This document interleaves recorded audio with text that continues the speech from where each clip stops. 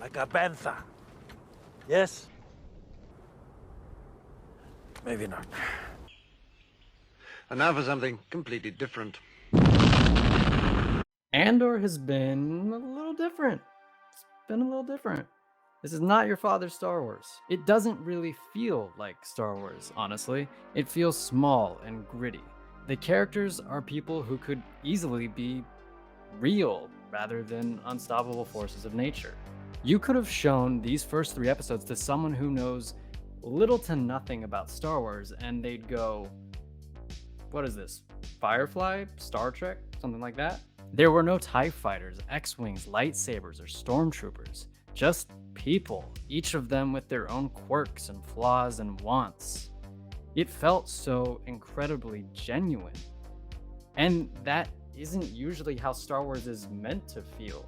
It's meant to be this grand, sweeping adventure that plucks you out of reality for a couple hours and makes you forget about your problems. So I'm here to say, it's okay if you don't like Andor for that reason. That makes total sense to me. That being said, I absolutely love how Andor feels, and I personally think it's a welcome change from the Star Wars we've got recently, which has honestly felt kind of artificially processed in some spots, though it has had its good moments. Andor hits different, as the kids say. It takes itself seriously, and it is the most mature I think a Star Wars show has ever felt. Not only because the opening scene takes place in a space brothel or a character says shit.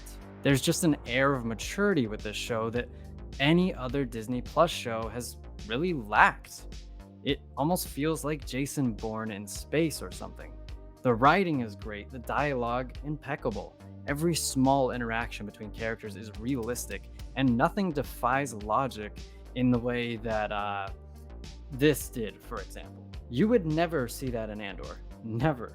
The writing in Andor is so far beyond that it's just inconceivable that such a thing would ever happen. You can't conceive of what I'm capable of! I'm so far beyond you! I'm like a god in human clothing! Lightning bolts shoot from my fingertips! This is a show about people who seem to be finding their place in a galaxy rife with oppression. Some people thought that Andor was too slow, or were unsatisfied with the lack of cameos or appearances of familiar characters. But we are forgetting that those very characters that you want to see were once completely new themselves.